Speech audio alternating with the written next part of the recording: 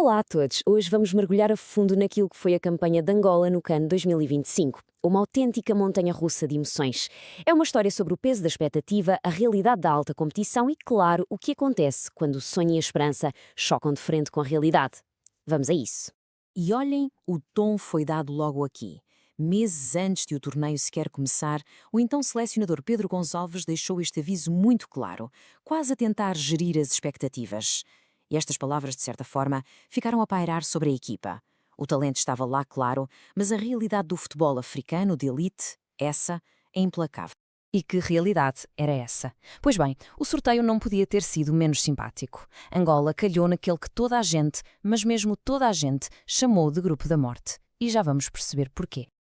Ora, este quadro diz praticamente tudo. A montanha que Angola tinha de escalar era gigantesca. Pela frente, nada mais, nada menos que os faraós do Egito, a seleção com mais títulos em África. E como se não bastasse, uma África do Sul sempre muito competitiva e perigosa. A fasquia estava, portanto, altíssima.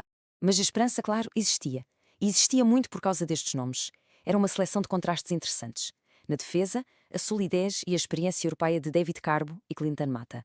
Lá na frente, a criatividade, a magia de Gelson Dalla e a força bruta de Mabululu. E a ligar tudo isto, a energia do jovem Benny Mukendi no meio-campo.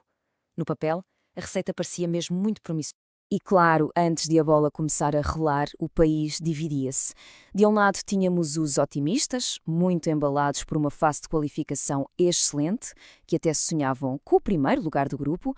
Do outro, os mais cautelosos, que se lembravam bem do aviso do antigo selecionador e que apontavam por uma luta renhida pelo segundo lugar. A expectativa era mais do que palpável. Vamos então para dentro das 4 linhas. Como é que os palancas negras se saíram quando a pressão começou a sério? Bem, depois de uma derrota no primeiro jogo, a pressão era total para este segundo encontro, contra o Zimbábue. E o resultado? Um empate a 1. Um empate muito frustrante, que soube a derrota e que deixou a equipa numa posição muito, muito delicada.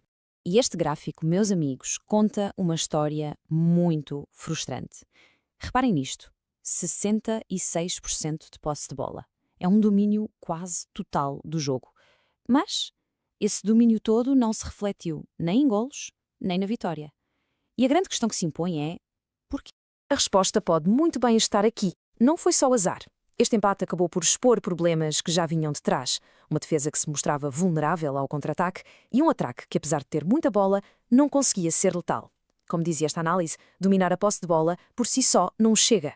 E como se os problemas em campo não bastassem, havia ainda esta questão de fundo. Mudar de selecionador a poucos meses de um CAN é sempre, mas sempre, um risco enorme. O novo treinador, Patrício Belmel, quase não teve tempo para implementar as suas ideias. Foi uma decisão da Federação vista como arriscada e que pode, de facto, ter tido o seu peso. E tudo isto nos leva a um cenário de filme, de cortar a respiração. A última jornada. Um jogo de tudo ou nada. E logo contra os gigantes do continente, os faraós do Egito. Esta tabela não engana. O Egito, com 6 pontos, já estava tranquilo e qualificado.